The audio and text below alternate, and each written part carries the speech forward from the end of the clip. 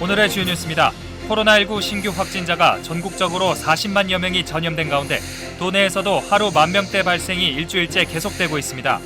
지역별로는 전주 4,300여 명으로 가장 많고 익산 1,900여 명, 군산 1,800여 명으로 2,000명에 육박하고 있습니다. 이런 가운데 방역당국은 오는 21일부터 모임 제한 인원을 현 6명에서 8명으로 늘리는 등 거리 두기를 완화했습니다. 익산시가 버스가 닿지 않는 소외 지역에 수요 응답형 버스를 오는 9월부터 운영합니다. 하반기에 시행할 시내버스 지간선제와 연계해 농촌 지역 교통 사각지대가 사라질 전망입니다. 하재마을 주민들이 군산 미군기지 탄약고 안전거리 확보를 이유로 어은마을로 이주했습니다. 이들 주민들은 땅을 빼앗긴 데다 다른 마을에 얹혀 살다 보니 서러움이 많다며 마을 분리를 요구하고 나섰습니다.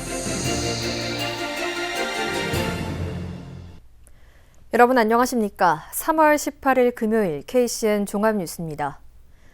국내 코로나19 신규 확진자 수가 어제보다 20만 명가량 감소한 것으로 나타났습니다. 중앙방역대책본부에 따르면 오늘 오전 0시 기준 국내 코로나19 신규 확진자 수는 40만 7,017명으로 집계됐습니다. 감염 경로는 국내 발생이 40만 6,978명, 해외 유입 39명입니다. 위중증 환자 수는 1,049명을 기록했습니다.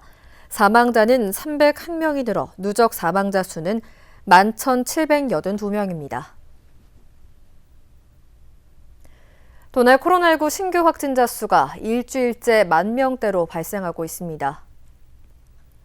전라북도에 따르면 오늘 오전 7시 기준 도내 신규 확진자 수는 11,829명입니다. 지역별로는 전주 4,384명, 익산 1,932명, 군산 1,881명입니다. 위중증 환자 수는 49명으로 병상 가동률은 40%, 재택치료자 수는 6만 507명입니다. 코로나19로 인한 사적 모임 제한이 오는 21일부터 현행 6명에서 8명으로 확대됩니다. 정부는 오늘 사회적 거리 두기에 따른 사적 모임 제한을 조정하고 오후 11시까지인 식당 등 다중이용시설 영업시간은 조정하지 않는다고 밝혔습니다. 정부는 사회적 거리 두기를 새롭게 조정해야 하는 시점이지만 오미크론 대유행과 의료 대응 체계 부담으로 이같이 결정했습니다. 또 유행 정점 예측의 불확실성으로 거리 두기를 대폭 완화하기에는 우려가 큰 상황을 고려한 것으로 보입니다. 익산시가 대중교통 소외 지역에 수요 응답형 버스를 도입하고 오는 9월에 운행합니다. 하반기에 시행할 시내버스 지간선제와 함께 농촌 지역 대중교통 불편을 해소할 전망입니다. 이승원 기자가 취재했습니다. 익산 삼기면 원기산 마을 입구입니다. 이곳은 1시간에 한 번씩 버스가 지나갑니다. 하지만 마을 입구에서 주민들이 모이는 마을회관까지는 걸어서 10분 이상 걸립니다. 주민들은 버스 정류장이 먼 데다 마을회관 앞에 버스가 서지 않아 불편함이 크다고 말합니다. 한 1km 돼요, 1km. 시가로는 한 10분 걸리지, 이제 거기 노인네들인 게. 여기는 한 번도 안 들어오고 저 앞쪽으로, 저 뒤쪽으로는 1시간에 한 번씩인가 다녀. 이처럼 대중교통이 취약한 마을에 수요 응답형 버스가 들어옵니다. 수요 응답형 버스는 대중교통 이용이 어려운 농촌 지역에서 승객이 부르면 버스가 도착하는 시스템입니다. 주민들이 마을회관 등에서 호출을 하면 콜센터를 거쳐 운전기사에게 연결돼 승객을 태우고 요청한 목적지까지 실시간으로 경로를 바꿔 운행합니다. 익산시는 앞서 여산과 오산에서 운영 중인 행복콜버스가 주민 반응이 좋았던 만큼 이를 기반으로 수요 응답형 버스를 13개 읍면 지역으로 확대할 계획입니다. 운행 지역은 함열권, 금마권, 여산권 그렇게 해서 저희가 13개 읍면 지역을 대상으로 지간선제를 하고 수요 응답형 제도를 도입할 계획입니다. 수요 응답형 버스는 올해 7월 도입되는 시내버스 지간선제와 연계됩니다. 간선 구간인 시내권에서 함열, 금마, 여산까지는 기존 대형 버스가 운행하고 이곳에서 마을 곳곳으로 지선 버스가 들어갑니다. 이 중 수요 응답형 버스는 지선 노선에 투입돼 마을 앞까지 운행합니다. 아울러 지선버스 구간 중에서도 승객이 많았던 함열에서 강경, 함열에서 용동, 여산에서 강경 등 일부 노선은 그대로 유지됩니다. 익산시는 수요응답형 버스와 시내버스 지간 선제를 통해 운행거리가 줄어들면서 유지비와 운전기사의 피로도가 감소하고 지선 구간에 소형 전기버스를 투입해 운영비도 절감될 것이라고 밝혔습니다. 재정지원금은 매년 증가하고 있습니다. 지선과 간선 체계로 구분해서 지선의 버스에 대해서는 소형화해서 어떤 운영비나 이런 것들도 절감할 수 있는 계기로. 앞으로 호출 시스템 정비, 버스 운영업체 선정 등 행정 절차가 마무리되면 오는 9월부터 버스가 운행할 것으로 전망됩니다. 하반기부터 바뀔 익산의 버스 시스템, 주민들의 대중교통 이용이 기존보다 나아질 수 있을지 관심이 쏠리고 있습니다. KCN 이승원입니다. 익산 지역 지방 하천인 탑천과 익산천 주변의 자연재해를 예방하기 위해 정비 사업이 추진됩니다. 전라북도에 따르면 익산 서광동에서 황등면 기양천 합류 지점까지 5.6km에 이르는 탑천 월화지구 정비 사업을 추진합니다. 금마면에서 왕궁면 부상천 합류 지점까지 6.5km에 이르는 익산천 창평지구 정비 사업도 추진합니다. 이들 사업은 2026년 완공을 목표로 실시 설계 등 행정 절차를 밟고 있습니다. 탑천 월화지구는 사업비 256억 원이, 익산천 창평지구는 사업비 240억 원이 투입돼 하천 정비와 교량 재가설 등이 이뤄지게 됩니다. 여산면 재해위험지구가 오는 2025년까지 정비됩니다. 익산시는 380억 원을 들여 배수로와 우수관 정비, 펌프장과 저류지 신설, 지방 하천인 강경천 제방 보축 등 정비 사업을 벌입니다. 여산재해위험지구는 지난 2010년 내린 폭우로 주민들이 큰 피해를 입은 곳으로 당시 응급복구에 그쳤습니다. 군산 조촌동 행정복지센터가 내년에 새롭게 지어집니다. 군산시의회는 제244회 임시회 2차 본회의를 통해 조촌동 행정복지센터 청사 신축을 내용으로 하는 공유재산 관리계획 동의안을 통과시켰습니다. 이에 따라 시는 내년부터 2024년까지 73억 원을 들여 조촌동 제2정수장 인근에 지상 3층 규모로 신축합니다. 조촌동 행정복지센터는 지난 1983년에 지어져 올해로 40년째를 맞고 있습니다. 더불어민주당 최이배 의원이 호남 의원은 지방의원의 공천권을 내려놔야 한다고 발언해 논란이 일고 있습니다. 최 의원은 지난 16일 광주에서 열린 민주당 비대위 회의에서 기득권을 거론하며 공천권을 놓아야 한다고 주장했습니다. 이에 대해 민주당 내에서는 최 의원에 대해 비대위원직 사퇴를 촉구하며 강하게 반발하고 있습니다. 지방선거 정당 공천권 폐지는 지난 2013년 민주당과 새누리당에서도 검토했지만 결국 흐지부지 됐습니다. 민주당 서동석 군산시장 예비후보가 명품 교육도시 조성을 공약했습니다. 서 예비후보는 오늘 보도자료를 내고 미래를 이끌 차세대 주역을 성장시킬 수 있는 발판 마련의 일환으로 이같이 약속했습니다. 그러면서 교육 경험과 경륜으로 교육 전문가와 교육 환경 조성이라는 투트랙 정책 시스템을 구축하겠다고 밝혔습니다. 또 교육 소외계층들의 교육 격차 극복을 위한 정책을 펼쳐 교육 사각지대가 없도록 하겠다고 강조했습니다. 군산시의회가 2021 회계연도 결산검사위원과 윤리심사자문위원회를 구성했습니다. 군산시의회는 오늘 2021 회계연도 결산검사를 위해 모두 5명의 위원을 선정하고 위촉장 전달식을 가졌습니다. 이들은 다음 달 13일부터 5월 2일까지 결산검사를 진행합니다. 또 시의회는 황성원 군산대 교수를 위원장 등 7명으로 윤리심사자문위원회를 구성했습니다. 군산 미군기지의 탄약고 안전거리를 확보하는 이유로 쫓겨난 마을이 있습니다. 600년을 살아낸 팽나무가 있는 하재마을인데요. 이곳에 살던 주민들은 4년 전부터 어은마을에 둥지를 틀었습니다. 빼앗긴 땅도 억울한데 얹혀 살다 보니 서러움만 깊어지고 있습니다. 보도에 모형숙 기자입니다. 군산 옥구읍의 어음마을. 도로를 사이에 두고 원주민과 이주민이 한 마을에 살고 있습니다. 오래전부터 100여 가구가 살고 있던 어음마을에 4년 전 하재마을 주민들이 옮겨왔습니다. 군산 탄약고 안전거리 확보라는 이유로 하재마을 주민들이 강제로 쫓겨난 곳이 이곳입니다. 그나마 하재마을이 한눈에 보여 고향에 대한 향수라도 찾을 수 있어 유안이 됩니다. 국방부가 어음마을 길 건너편에 이주마을을 만들어 지금은 30여 가구가 살고 있고 앞으로도 더 많은 주민들이 이주해 올 예정입니다.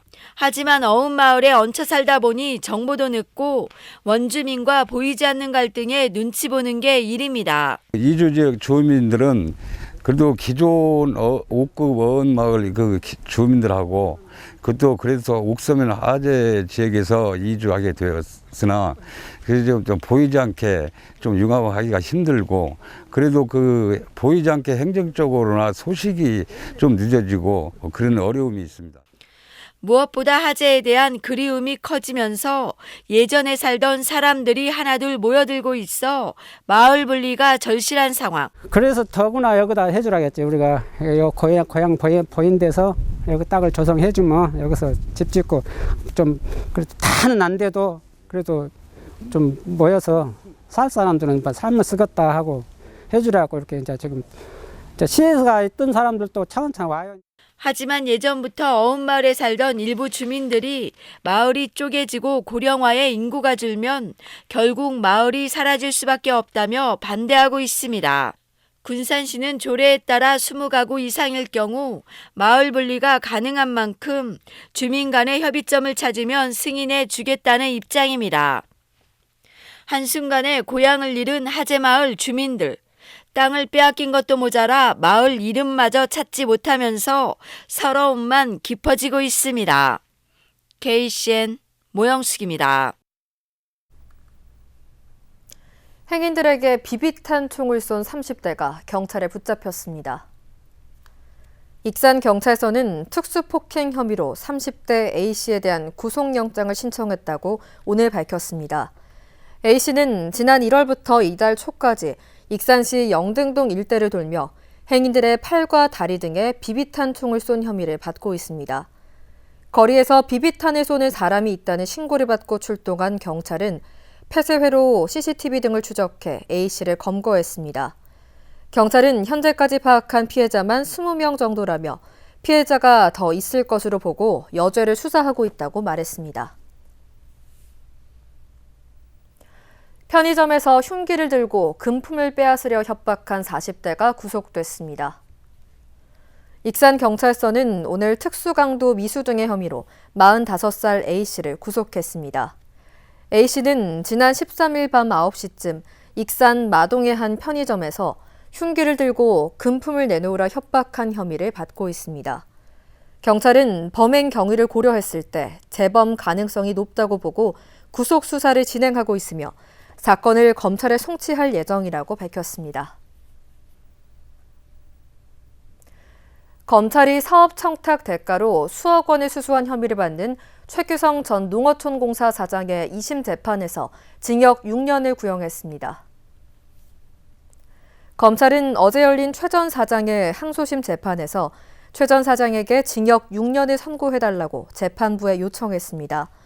최 전 사장은 지난 2019년 2월부터 8월까지 군산시 LED 가로등 개선 사업 입찰 참가업체 2곳에 사업 수주를 약속하고 공무원 청탁 등을 이유로 6억 2천만 원을 받은 혐의로 기소됐습니다. 최 전 사장은 1심에서 징역 1년 9개월과 벌금 5천만 원, 추징금 2억 700여만 원을 선고받고 법정 구속됐습니다.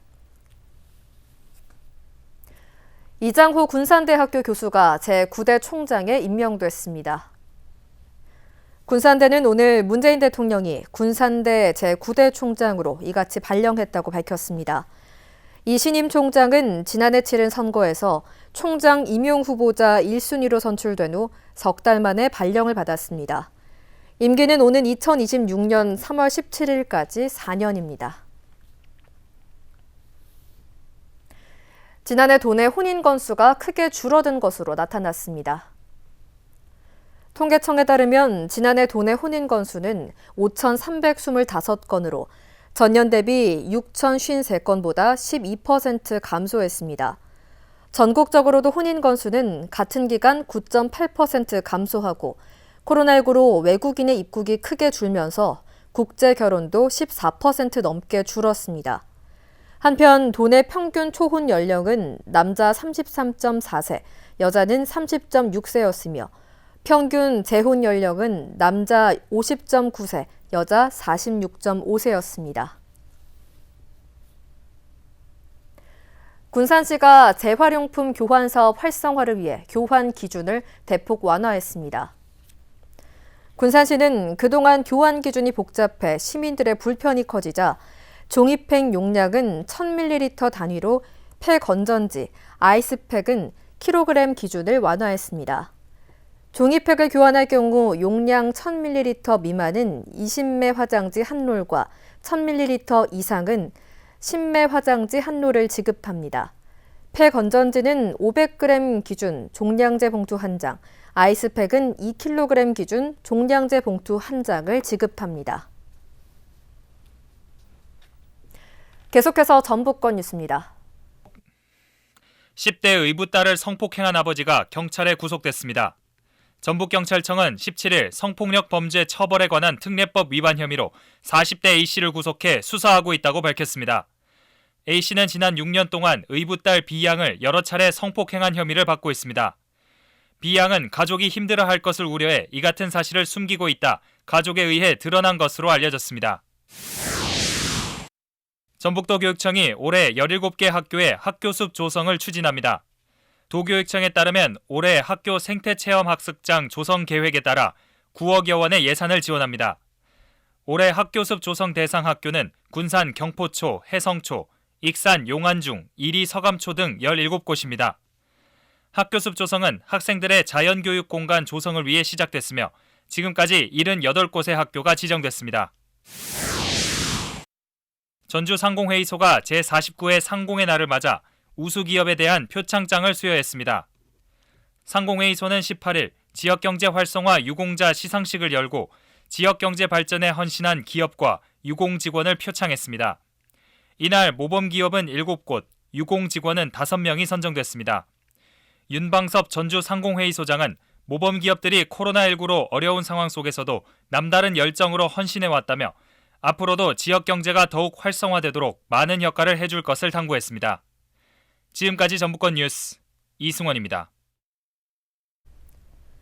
군산의 유료 공영주차장을 1시간까지 무료로 이용할 수 있게 됐습니다. 군산시의회는 제244회 임시회 2차 본회의를 열어 서동수 의원이 대표 발의한 이 같은 내용의 군산시 주차장 조례 일부 개정 조례안을 통과시켰습니다.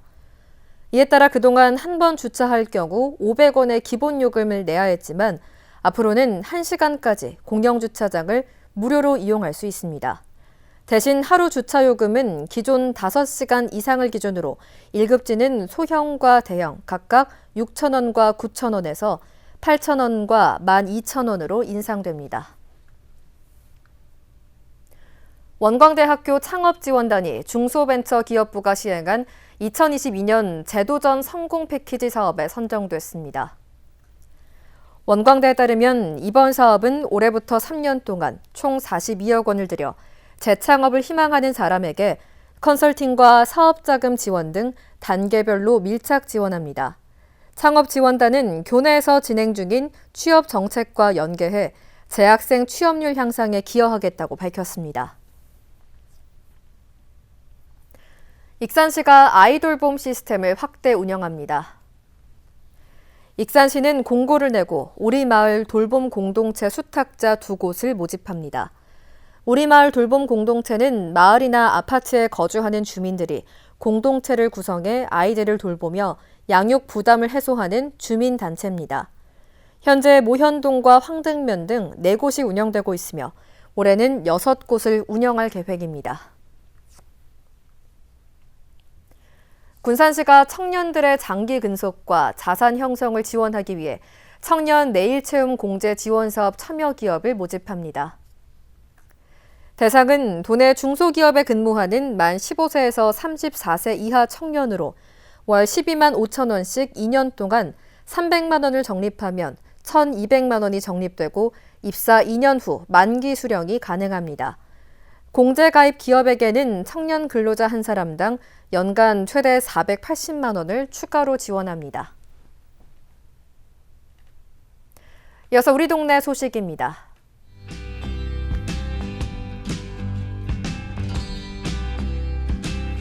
익산 오산면 지역협의체가 관내 홀몸노인과 거동이 불편한 장애인 가정 60세대에 직접 만든 반찬을 전달하고 안부를 묻는 나눔 활동을 펼쳤습니다.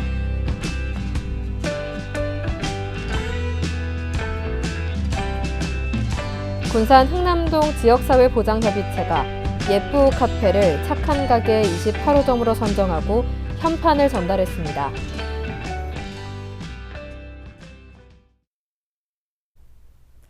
다음은 내일의 날씨입니다.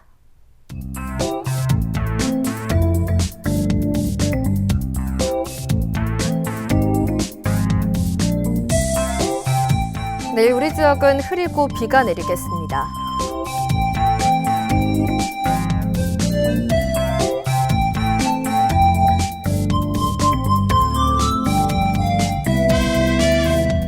내일 도내 최저기온은 0도, 최고기온은 8도로 예상됩니다.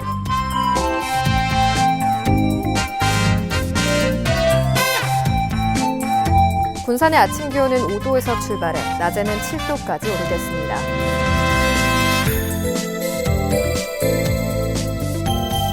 익산도 5도에서 7도의 기온 분포를 보이겠습니다.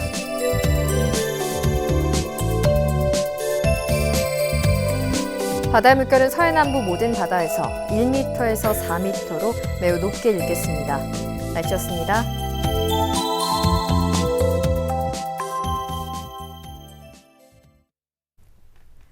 이상으로 KCN 종합뉴스를 마칩니다. 정확한 보도로 늘 함께하겠습니다. 시청해주신 여러분 고맙습니다.